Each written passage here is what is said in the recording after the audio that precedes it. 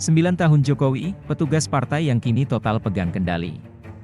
Jakarta, CNN Indonesia, Ketua Umum PDIP Megawati Soekarnoputri kerap menegaskan bahwa Presiden Joko Widodo adalah petugas partai. 18 Oktober Di balik lekatnya julukan itu, Jokowi justru dianggap mampu 2023, mengendalikan konstelasi saya politik dengan di mantap Indonesia, bahkan terkesan kini saya berani telah berhadapan mengambil dengan keputusan. Megawati.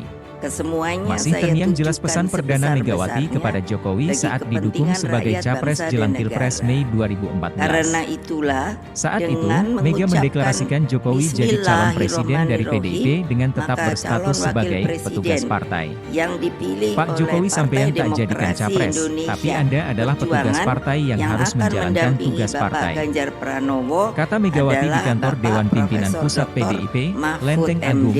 Jakarta Selatan, 14 Mei 2014. Jokowi pada momen itu didukung untuk maju sebagai calon presiden untuk maju di Pilpres 2014. Jokowi berpasangan dengan Jusuf Kalla, JK. Kala itu Jokowi masih berstatus sebagai Gubernur DKI Jakarta.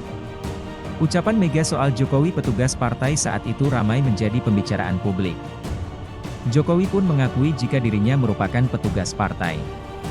Namun, ia menampik statusnya tersebut akan memengaruhi kerjanya di pemerintahan.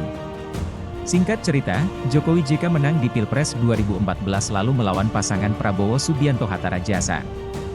Jokowi juga kembali terpilih sebagai presiden untuk periode kedua usai memenangkan Pilpres 2019 dengan menggandeng Maruf Amin.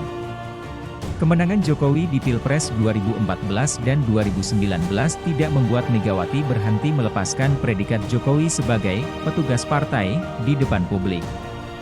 Seiring waktu, Jokowi makin berani menunjukkan sikap politiknya. Dia bukan hanya petugas partai biasa.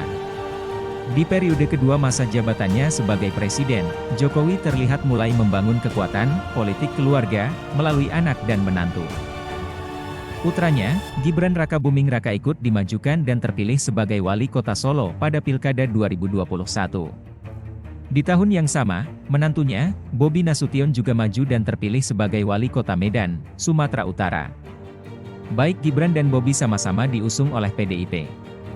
Baru-baru ini, putra bungsu Jokowi, Kaesang Pangarep, menghentak publik usai diumumkan sebagai Ketua Umum Partai Solidaritas Indonesia, PSI, hanya 2 hari berselang ia bergabung dengan partai itu. Sebelumnya Kaesang tak pernah bergabung dengan partai politik apapun.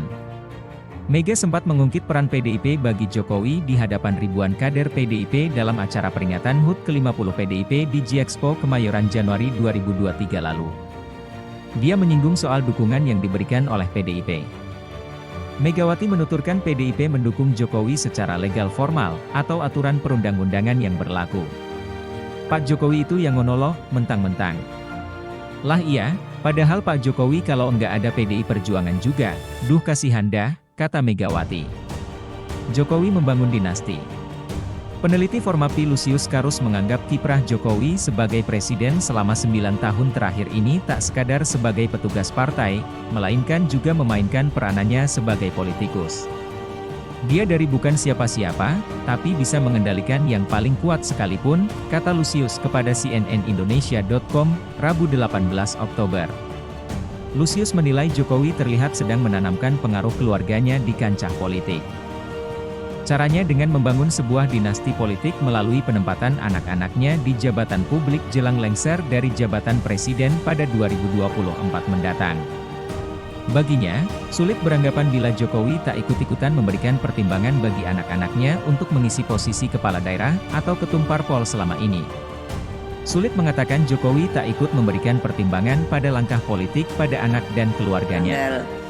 Saya kira semangat membangun Oktober dinasti itu muncul dari Jokowi, kata dia. 2023, Lusius menganggap saya kondisi dengan demikian mantap wajar dalam kancah kini perpolitikan. saya telah mengambil Pasalnya, keputusan. ia melihat Jokowi nantinya tak Kesemuanya lagi saya memegang tunjukkan jabatan kekuasaan tertinggi usai sebesar-besarnya lengser dari bagi presiden. kepentingan rakyat, bangsa, dan Menurutnya, negara. Jokowi pasti bersandar Karena pada kekuatan itulah, anak-anaknya dengan untuk tetap mendapatkan mengucapkan pengaruh di panggung politik Indonesia. Bismillahirrohmanirrohim, maka Dan perjalanan calon biasa wakil yang sudah presiden menikmati yang kekuasaan, dipilih dan sadar oleh dia sebentar Partai lagi akan Demokrasi kehilangan itu. Indonesia Perjuangan Jadi ini fase yang ketakutan akan Jokowi akan mendampingi berakhirnya Bapak masa Ganjar jabatan Pranowo dia sebagai presiden. adalah Bapak Profesor Dorongan itu Dr. manusiawi sekali. Mahfud MD.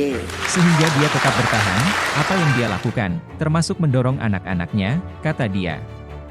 Jokowi sendiri tak ambil pusing dengan anggapan yang menyebut dirinya sedang membangun dinasti.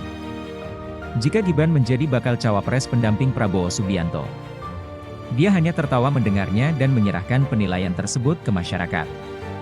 Serahkan masyarakat saja, kata Jokowi sambil tertawa di Indramayu, Jumat 13 Oktober. Melemahnya oposisi, mengendalikan koalisi. Tak hanya membangun kekuatan politiknya sendiri, Jokowi juga mampu melakukan konsolidasi kekuatan koalisi parpol di eksekutif dan legislatif. Terhitung, mayoritas parpol yang memiliki kursi di DPR mendukung pemerintahan Jokowi di periode 2019 hingga 2024. Parpol yang berada di koalisi tersebut yaitu PDIP, Gerindra, Golkar, PKB, Nasdem, PAN, PPP. Tiap-tiap parpol koalisi itu turut menyumbangkan kadernya mengisi kursi menteri di pemerintahan Jokowi. Hanya PKS dan Demokrat saja yang kini memilih berada di luar pemerintahan. Jumlah parpol koalisi pendukung pemerintahan Jokowi yang memiliki kursi di parlemen saat ini mengalami perkembangan ketimbang di periode pertama kepemimpinannya. Di periode pertama ia didukung oleh PDIP, Hanura, PKB, Nasdem, Golkar, dan PPP. Sementara Gerindra, PAN, PKS dan Demokrat berada di luar pemerintahan. Mayoritas parpol yang berada di koalisi pemerintah membuat fungsi pengawasan di DPR menjadi lemah.